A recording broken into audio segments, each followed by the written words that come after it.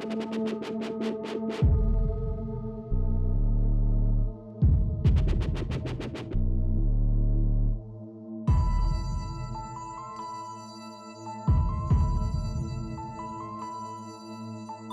say, hey, Jim, we're back.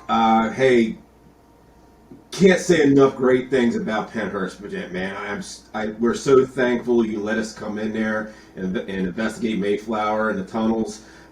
We have some amazing stuff to go over with you. And I know it's probably nothing you don't already know, because you hear the stories of Pennhurst I had for 15, 20 years now on how amazing this location is. I finally got to go in there and film. I've been there before, but I didn't get a chance to film there. And I tell you what, Mike and Mike, the two Mikes, we had a great time. With all our production team and everything that was there with us, and we all had experiences, man. We all had amazing experiences. And quite honestly, I know we were talking before. I can't wait to get back in there. Let's go to what we found in Mayflower, and please stop us along the way if you have any questions. But Mike, I'm going to let you take over from here, and you have all the evidence. Maybe you start presenting it. Sure will. All right, so when we first started out, the three of us went down when we were in the basement, like in that back hallway where like the plywood is at the end. And this kind of set the tone for the night and what kind of like how we experience things for a while. And I'll just play it. I have a couple. Let's see if I do this right. Yeah. All right. I heard something, but I couldn't tell if that was water. I thought I heard something down there too. I heard something, but I couldn't tell if that was water. I thought I heard something down there too. The men that worked here, or not all of them, but maybe some of them, mistreated you and used you and abused you.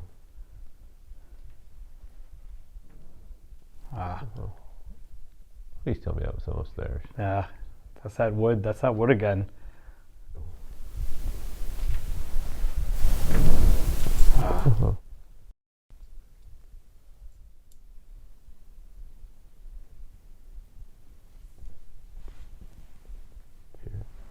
You're walking. Mm-hmm. It sounds like it's above us.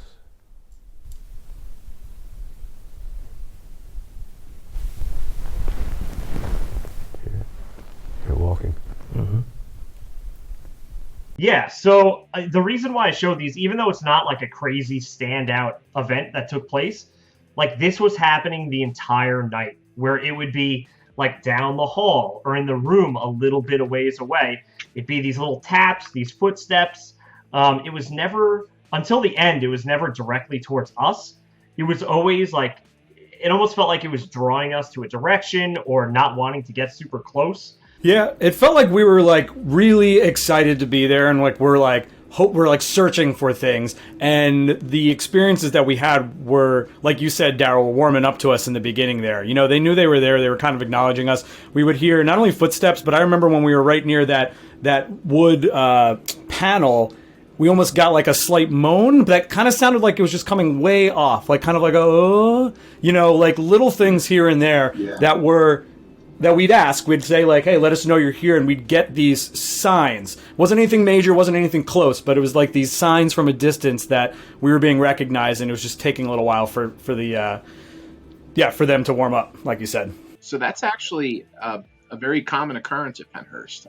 As you know, the majority of residents over the course of its history were disabled children. They were developmentally or intellectually disabled children. So when you think of a type of spirit that would be very weary about adults or people moving around, you're going to think kids. One of the most common things people experience is those sounds away from you, where it's almost like someone's peeking at you from down the hallway, or, just taking a quick look and then running away. Those are very childlike behaviors that, it seems like you guys had experienced while you were here. Yeah, it definitely it ramps up as we go on. I'm going to show another clip. It's a little bit more, it's of similar, like it's kind of off in the distance. It's when we were in the tunnel system all the way at the end, like past that tarp, where Skippy is known to reside down there. So let me get that up.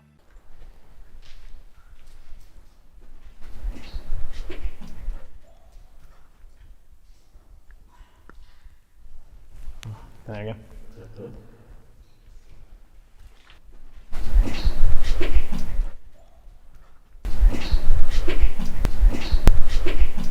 So the tunnel system is like the arteries for the entire site. We've had it repeatedly where people will get similar EVP style responses from areas vastly far apart, and we do believe that the spirits and entities at our property are able to move using the tunnels as kind of a freeway, if you will. So they're not so much trapped to the building, but the grounds themselves. With the footsteps there, that's actually a very common occurrence, and we have to tell most of our amateur investigators that come in and are new to this that in that environment they have to be hyper careful about the sound pollution. So when you hear things like footsteps, I mean, obviously you guys are standing still and you were the only ones on site. So when we hear that, it's like you can trick yourself. Was somebody moving? Was somebody shuffling?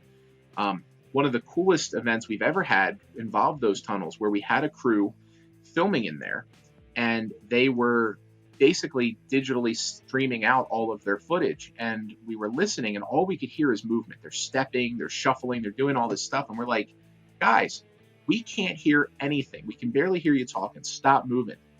Without a word, without a change, they pan the camera 360 degrees. No one is moving an inch, and we're hearing footsteps like we're in Grand Central Station, man. It was absolutely crazy. So the footsteps they line up. That's for sure. We started doing some solo runs toward the end of the night. It's something we do here on Epic Hauntings. We kind of break off, let our guests go do something. We kind of put them in the really hot spot where we feel like it's the most activity. We were pretty bold when we were in a group of 3. We were down in each spot. We were hoping to see something, and we were calling out a lot of the spirits. Much to probably not the smartest idea. And you can see at that when we were 3, we were pretty tough, and we were just getting the distance stuff. And then each one of our individuals is when they finally decided, like, all right, you don't have your crew with you here, now we're gonna come up on you, and that's yeah. I went to the 3rd floor to investigate Mayflower on my own. I had the GoPro and handheld and my body cam, and Mike is downstairs. Mike Diamond, he's all the way down in the basement. Mike G is in the tunnels. So we're separated, pretty far apart. We had no camera ops with us. All the camera ops, they shut down and they let us do our investigation on our own. I'm on the 3rd floor, and I'm literally not even maybe 5 or 6 minutes into the investigation. So what I did is I kind of positioned myself. You know how at the very top of the stairs where you got the long hallway, that's straight in front of you, and the one to the left. So I kind of set my camera there, kind of pointing to the one on the left, and I started walking down there asking questions. And all of a sudden I start hearing footsteps above me.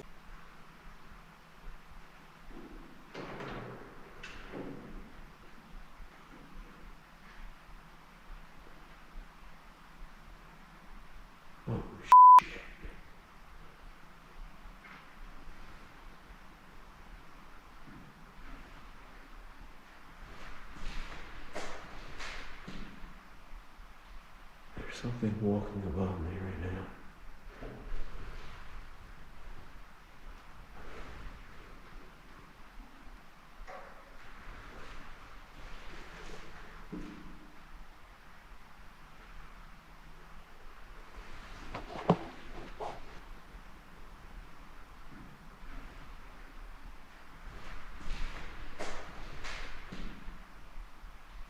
There's something walking above me right now.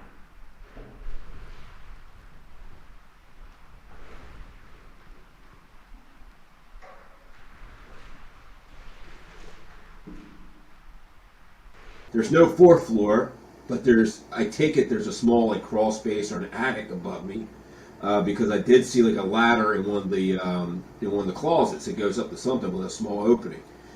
So I'm hearing these footsteps, and they're getting. At first it was very slightly, and then all of a sudden it started getting loud, like do do do do do do do do do across, and it was startling at the time.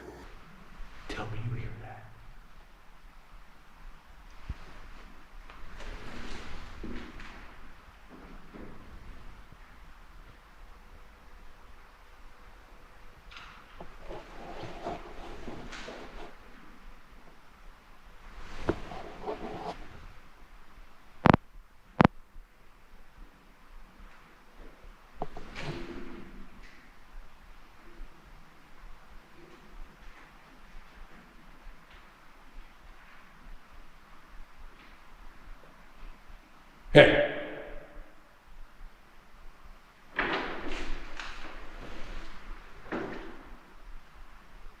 yeah, you can hear it right there. It's just like straight up sounds like footsteps.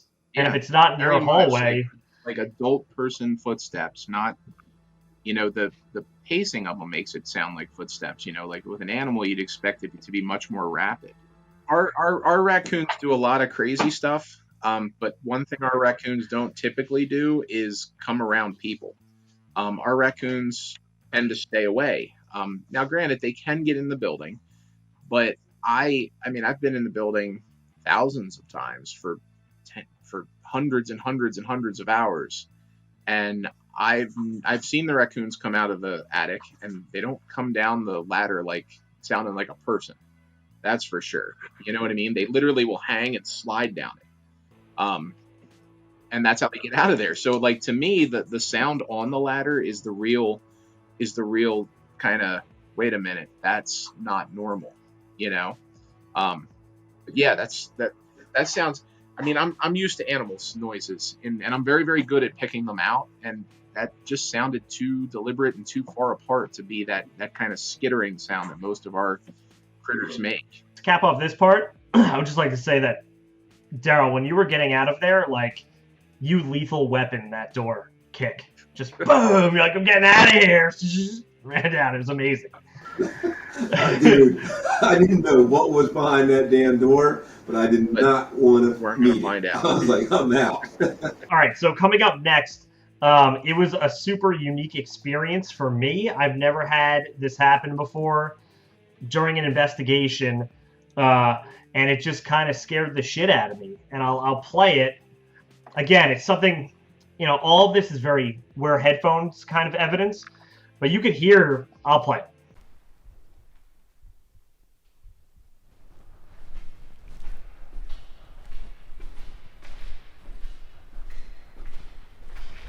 Oh,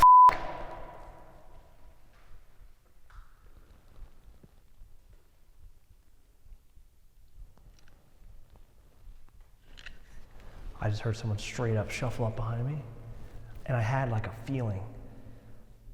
Is there anybody there?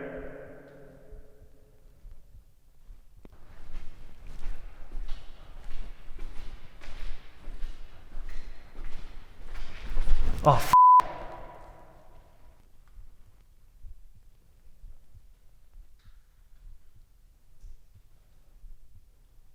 I have chills up and down my body right now. I just heard someone rush up. I hope that was able to caught that on the audio. I can't even talk. What I heard and what you could hear briefly, it's almost as if someone was running up on you behind you, but you only heard like the last 3 steps before they would be on top of you.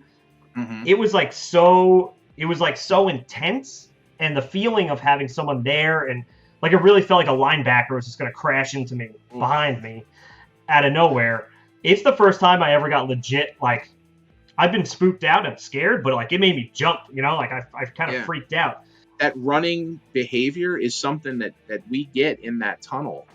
Specifically, one of the more interesting findings that we've had pretty recurrently is very pronounced shadow figures. So where you were standing in that tunnel, if you were to sit down and just static cam back to Mayflower, we've started noticing pretty consistently that down in the tunnel in Mayflower, you'll start seeing things move across that walkway path, like they're moving towards you. And that's been pretty consistent on several private investigations that have been done. But the running up in the tunnels is almost a universal tunnel thing, where it'll be that kind of right on top of you. That's exactly what it is. That's even I've heard that, And now, granted, I didn't jump because it's. You're not a big baby. So you have to understand that now I'm the guest here, and thank you, Daryl and Mike, for having me out, and Jim for opening up. So I'm the rookie. I've got the camera probably wildly flailing back and forth the entire time. But this is now in the halls, or what do they call them? The tunnels. The tunnels that connect. The tunnels that are connecting all of the buildings. Daryl and Mike deemed me worthy of heading back to what we had kind of figured was the hot spot. Super scary already without even going down there, and we tricked it out. So it is me with a handheld cam coming down the hall, But we also had a camera on a tripod. Again, no camera person, but a camera on a tripod aiming decked at me. And then what were the devices called that we had down that was kind of monitoring if something kind of passed over it? I think you had REM pods. REM pods. Yeah. And again, I Like get set. 3 or 4 of them. Yeah, the 3 or 4 in a row. And, you know, I'm told there's no way in heck that these things make noise unless something passes over them. And I got a kind of little demo of them, and you showed, you know, if you put your hand over it, it kind of lights up and goes crazy. So I came down again pretty confident, pretty open to an experience. This is where another big bad, as Jim mentioned, Skippy, is often known to be pretty aggressive with guests. And as you come down the tunnels, there's a distinct corner. There's a very distinct corner where you see straight ahead, and then you're going to turn right. And that's where Skippy tends to come out. So I came in pretty confident in that corner. I was trying to be a little aggressive on purpose. Skippy doesn't like aggressive people down there and tends to act aggressively. And yeah, so let's see what happens in this first clip here, and then I'll set up what happened after that. But again, I came in pretty tough, looking for some reactions from Skippy.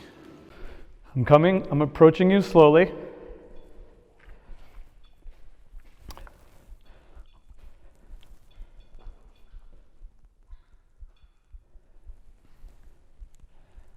All right, it's just me and you.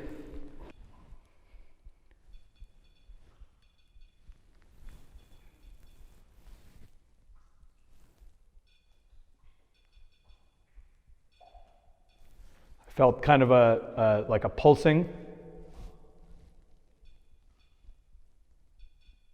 Just then, kind of like a deep hum.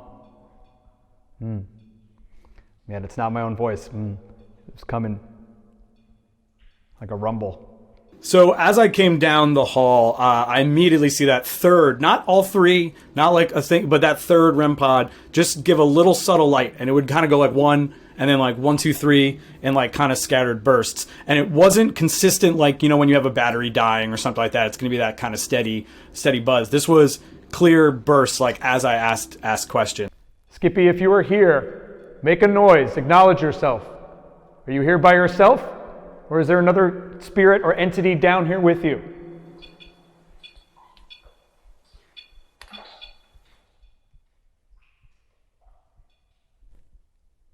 Come on, Skippy.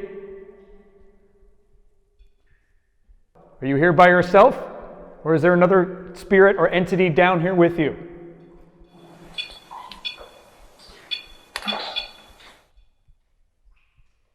As I was talking more and more to this, what I felt was an entity down there, I was getting this rumbling kind of sensation through my like head, my whole space.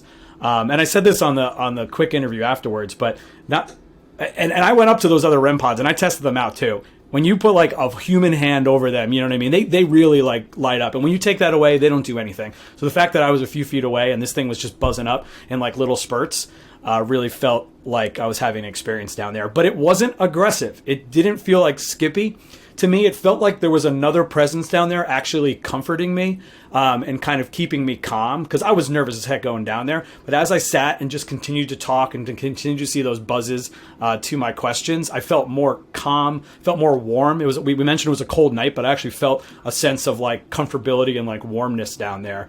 So Jim, I don't know if you've ever heard that. I mean, you mentioned during the walkthrough all the kind of like, you know, the more fun stories, right? Of the like, oh, this person came out and they were scratched or they were aggressively pushed. I had this opposite experience of it felt like there was an entity down there comforting me and being like, it's okay, Mike. Like, I'm here with you. Like, you're good type of thing. It doesn't make good stories, but we do have quite a few people. And I mean, the majority of people who hang around often, the people that come back multiple times, the people that work for me, say that when they're in these weird places, these dark places, that it feels calming, that they feel home, they feel safe.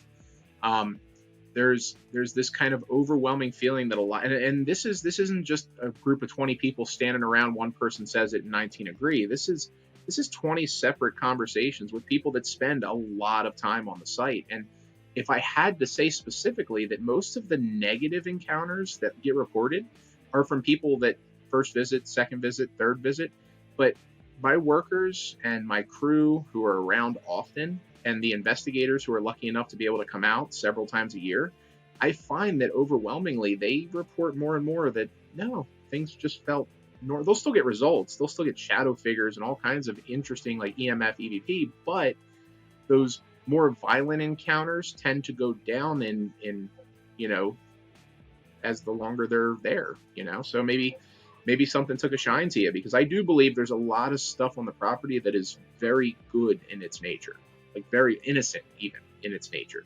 Hey Jim, thanks, man. We were so excited to get into Pennhurst and investigate this location. You hear the stories, you've seen the shows, and once you experience it for yourself, and you get to go in there and investigate with some good friends. You know, we brought Mike G in. It's my first time meeting Mike. Mike and Mike have been friends for several years, but I had such a great time, you know, introducing Mike G to his first investigation, and of all places, Pennhurst. So, Mike, you can retire now. take off my ghost jacket and hang it. Jim, the place was amazing. You opened the doors to us. You get everybody was there. You know, the staffing and everybody was amazing. The location, once again, amazing. It's one of those locations I've never heard anything not happen at Pennhurst. I mean, through all these years I've been doing this, and my second time there, and I had things once again happen. Of course, we couldn't fit everything. We all the experiences we had on this. You'll definitely see them. And once again, Jim, hats off, man. And dude, you're amazing. And we know you have a lot more going on, you know, here in the paranormal besides just Pennhurst. And we're looking forward to the future with you and doing some more stuff. And I can't wait to get into some more of those buildings, man. It's just, I'm stoked. I'm stoked about this whole investigation. Yeah, we're gonna keep developing the site, opening up the site. As new areas become safe, we're going to investigate them. We're going to allow people to have access. I mean, we're of the hope that places like the Devon building will be open eventually. Places like Quaker, Limerick, you know, these buildings, they're getting to a point where we can start fixing them to at least make it where we can have people go inside and do a legitimate investigation. So we're really excited for that growth. We're going to keep up that growth as long as we can. And we'll keep inviting fantastic investigators back out like yourselves to help us share the story. Well, if you're looking for information on investigating at Pennhurst, very simple, Pennhurstasylum.com. We have ticket links on there if you're interested in you've never done an investigation before. We have programs for you. If you're an organized team, investigated everywhere, we got programs for you. Check out our website, Pennhurstasylum.com, or at Pennhurst Asylum on Facebook. I'm Jim Werner on Facebook. Please don't message me. But you can. I don't answer my Facebook messages often, so I don't want you to feel bad. But yeah, check us out on Facebook. We're very responsive on Facebook. We're extremely responsive on our website as well. So Pennhurstasylum.com. We hope you'll come visit us.